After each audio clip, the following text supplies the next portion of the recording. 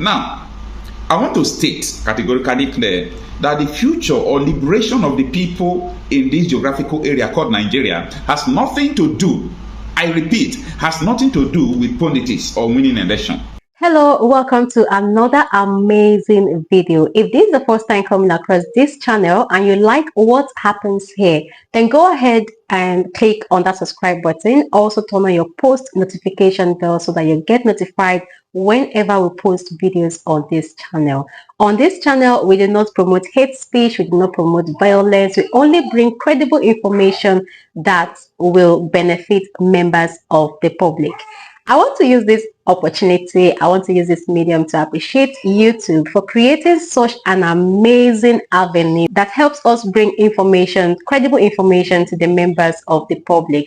Now, I came across this video that caught my attention. I want us to watch it together. As you watch, do not forget to like and share. Without mercy, the northern Nigeria colluded with some people from the south like Rotimi Amechi, Tinubu, Osibanjo, and all those things, some persons, and remove Goodluck Jonathan from office. Okay, now the same coalition have started. Nasser El-Rufai in his speech of yesterday stated that there must be a gang up to remove Tinubu.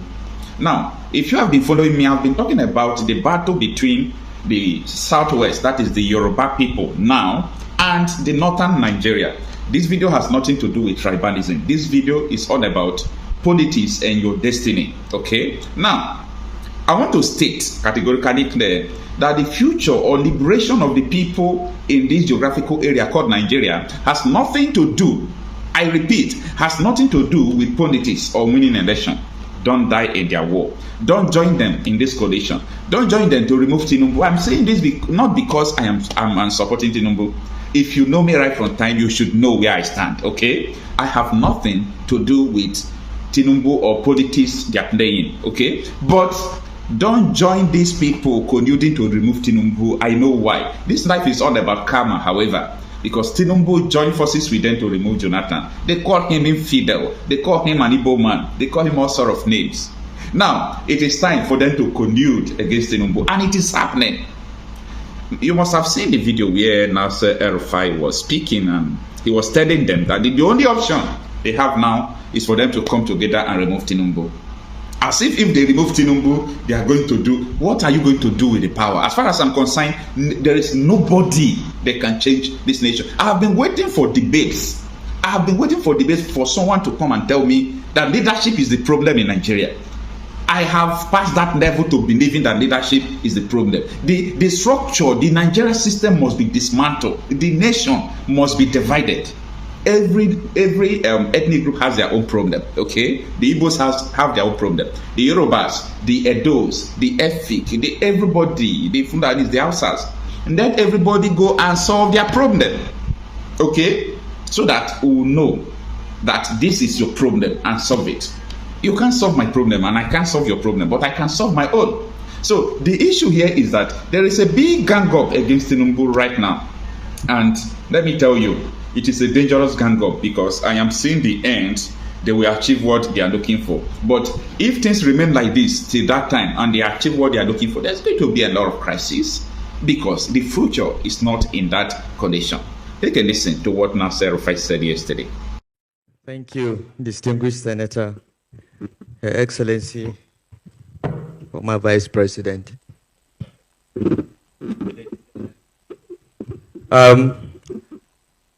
If you look at the program, you'll see that I'm not supposed to be on this panel. I was compulsorily drafted, and I want to say up front that I am the least qualified person on the panel to speak about political parties because my experience in politics is limited, and my experience in forming or managing political parties is even more limited. I've been actively involved in only 2 political parties, all in the 21st century, unlike the former vice president who has been in this since the 20th century.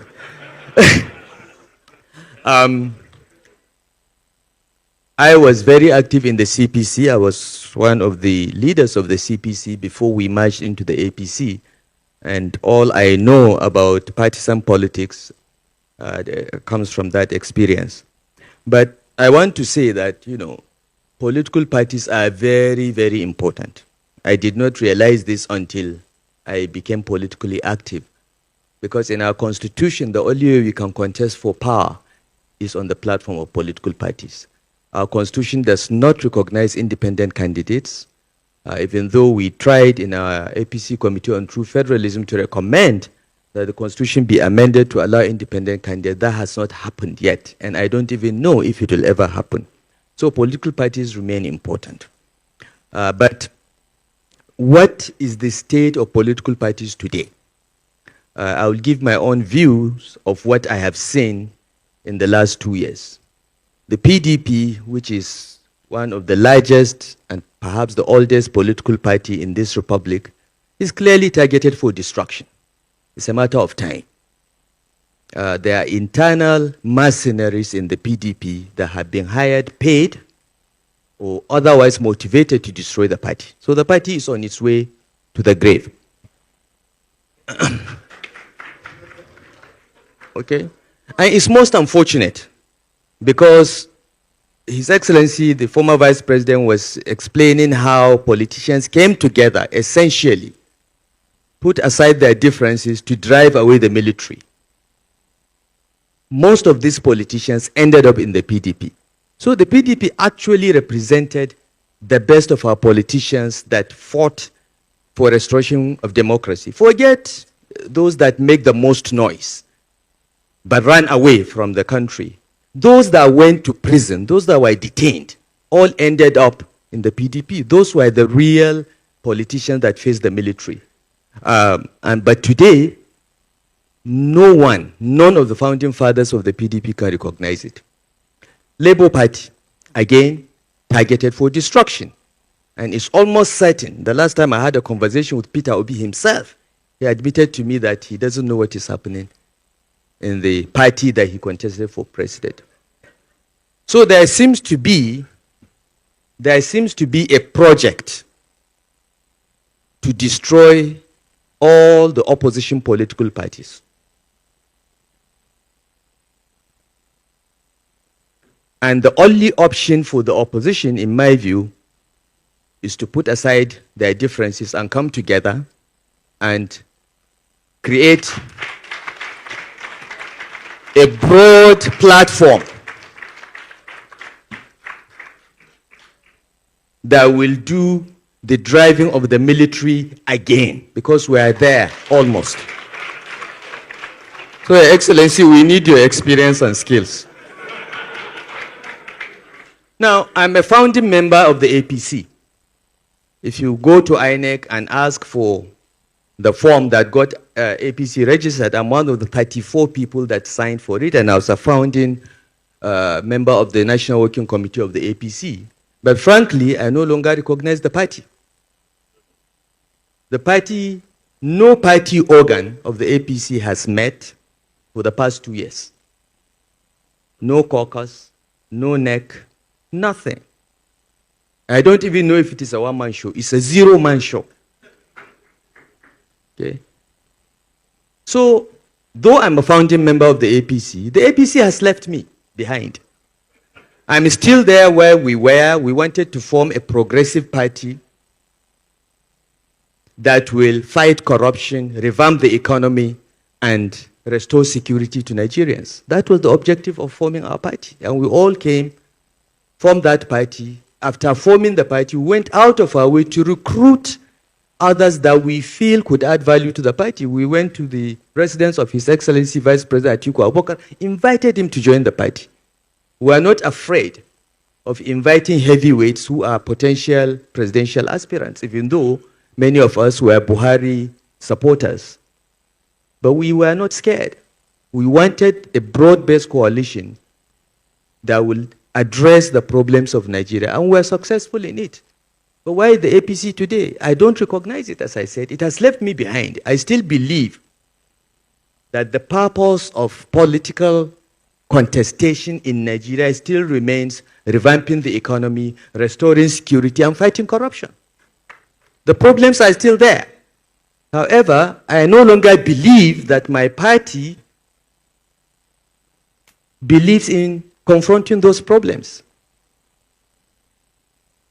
So the distance between me and the APC is widening. It has left me, is driving at very high speed away from where I am, but I remain where I am because these problems remain the living problems of Nigeria, and they have to be addressed. And the only way to address them is through the instrumentality of political party.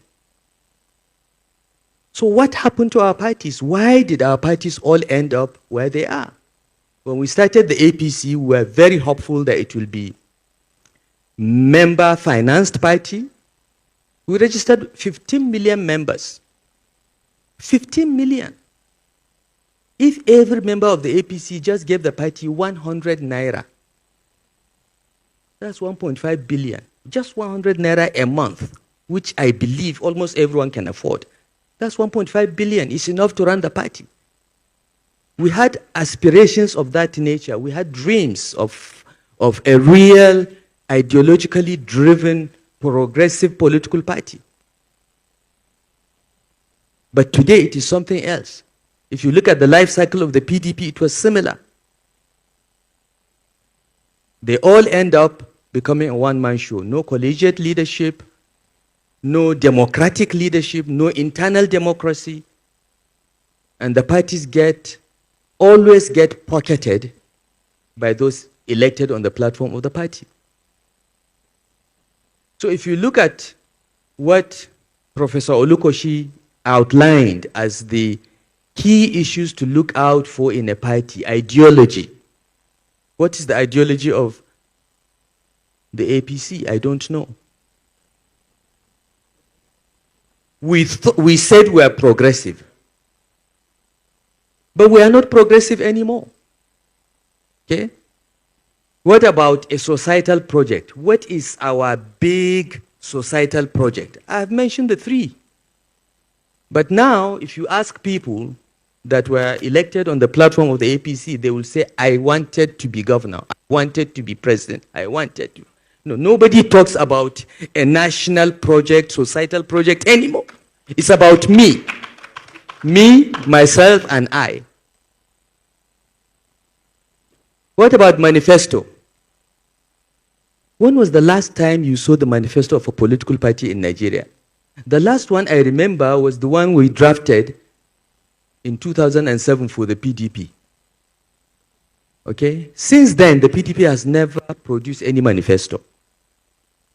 We did one at the formation of the APC, a very detailed one in 2015. But since then, nothing. The other parties, I don't even know. I haven't seen anything resembling a manifesto. What about membership? Members want to take from the party rather than contribute to the party. So we are in a serious crisis because these political parties are the vehicles through which leadership will emerge.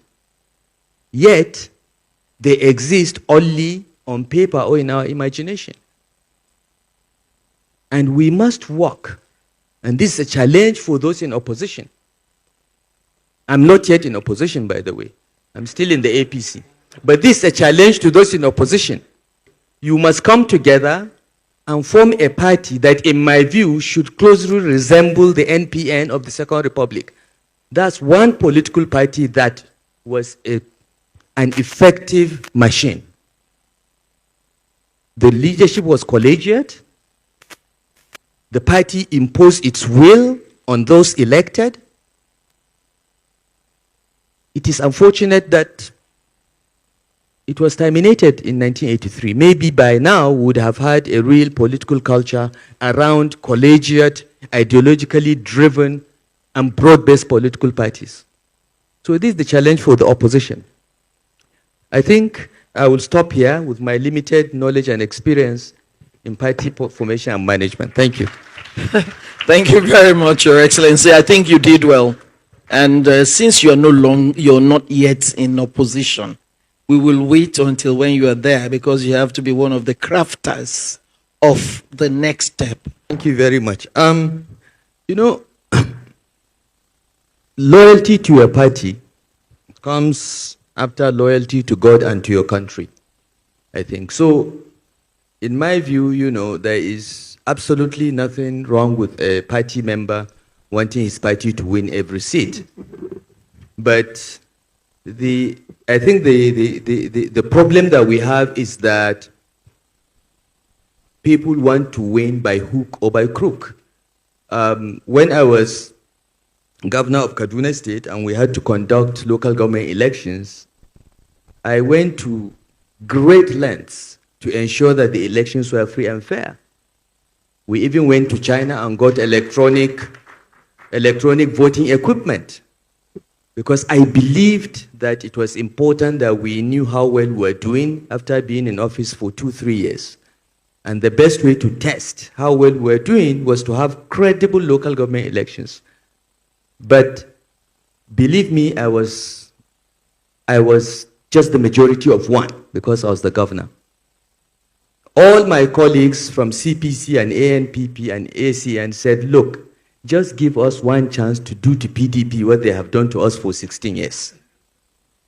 Let us write the result and win everything as well. And I said, no, not on my watch. We lost some local governments, chairmanships, we lost some councillors, but on the whole, we won in more than 3/4 of the state, which I think was okay. And as far as I know, that is the only time in the history of this republic that local government elections were held to be free and fair in Nigeria. I have not heard of anywhere else. Because people just believe that the State Electoral Commission should ensure that every seat is won by the party in power. You know, some governors have tried a little bit to concede here and there, but the attitude is that, you know, we must take everything. I hope I've answered your question, but I want to build on what His Excellency Vice President Atiku Abubakar said about what the country faces as a challenge, because I don't think this is a challenge for the opposition. Okay? The way and manner opposition political parties are being targeted for destruction and the style and quality of governance in this country today is a national emergency. It should concern everyone. And I think this is a problem for all of us to think about and play a role in changing it. Because as His Excellency said, we stand the risk of losing democracy itself. In the last election, only 26% of registered voters bothered to come out to vote. I'm in a possession of a recent opinion poll that showed that 75% of registered voters in Nigeria do not intend to vote in the next election. That is very dangerous for us. And I think every voice must rise and come out and fight for this democracy. For those of us that are in our 60s, we lived half of our lives under military rule. We know what it is, and we don't want military rule. But we also don't want civilians with behaving like the military in their barbariga and suits. So this is a national emergency. So I appeal to those in opposition, you must coalesce into one political party. We did it in the APC and it can be done again. Okay? But to avoid what has happened to the APC, I think you must ensure that there is internal democracy in your party from day one and insist on it. You must insist that the congresses and convention must be competitive, free and fair. The question of forcing people to step down on the day of the convention and so on should be out of the window. Let people contest and know that they won. And not those that have lost know that they lost. To try again. We must have internal democracy in our parties. And I think, and I found this out when I went back to Kaduna to contest for governor, I realized that the most important qualification for being a political stakeholder, at least in Kaduna State, was to be an illiterate. You are an illiterate, but you are very, very cunning. That's political stakeholder. We have to change it. We must have minimum qualifications. This politics is about leadership. You produce leaders through this political process. You cannot afford to have illiterates, semi-illiterates, cunning people, and so on as your leaders. You will end up with what we have. So the parties must have a standard. The constitution may say, okay, the constitution may say that if you have a secondary school certificate or you've attended secondary school, you can be president. Yeah, that's a minimum. But it doesn't mean that the parties cannot have a standard higher than that for the leadership of the parties. Because the leadership, it is the leadership of the parties that vote in congresses and conventions to produce the candidates. So when you have low quality party leaders, they are the delegates, you have low quality candidates. And you end up with a beauty contest consisting of only very ugly women. Okay? Because elections, in my view, are very similar to a beauty contest. You can only vote for the person that is on the ballot. You cannot vote for the best person. You can only vote for a person if he's on the ballot. And it is these so-called delegates, the party leaders, that vote to produce that candidate. So, if they are of low quality, do not expect them to produce a candidate of any better quality. This is a major problem in political parties. Thirdly, I think every party member should pay to be a member of the party. Yeah. That way he will have a say. It doesn't have to be a lot of money. As I gave the example of APC. We propose 100 naira a month. And we don't want you to pay 1,200 for 1 year and forget about it because you can afford it. No, we want you to every month to remember that you have a party and you're sending to your party 100 naira. It's a commitment. It's not the money. It is the commitment. I'm committed to this party that I'm sending 100 naira a month to it. For the APC, that would have been 18 billion naira a month, per annum, from the membership alone. Now, if the party has 18 billion naira from its members, how can any money bag buy up the party? It's also a way of protecting the party from godfathers, from money bags. And I think that should be embedded in any future party from day one. And finally, you must have competitive primaries. Allow everyone who wants to contest, who's ready to buy the poor, to contest. Don't tell people to step down. What are you afraid of? Competition is the only way to bring out the best and the brightest. And God knows this country needs it right now. Thank you. Thank you very much. I don't know. Maybe I should form a party and get that 50 million. God knows I need it. It's the best way to round up. But seriously, ladies and gentlemen, our country is at a crossroads. And it is time for all those that care about Nigeria, young and old. Those of us that are old are concerned about what we are leaving behind. Okay? And we have children and grandchildren. And the only reason why some of us are still doing this is because of that. But it is not something only leaders can do. We must have, as Professor Olukoshi said, we must have a political community. People must be worried about what is happening in Nigeria and not just concerned about getting 5,000 naira to vote on election day. Because you'll suffer for 4 years or 8. I think the earlier we all come to terms with that and put God, our country, and first before ourselves, we can just keep talking to ourselves. Thank you so much for watching, and please drop your contribution, drop your opinion in the comment section. Please do it constructively. You know what I mean by that. And do not forget, if you haven't subscribed yet, go ahead and do that. Like this video and also share. I'll see you in our next video.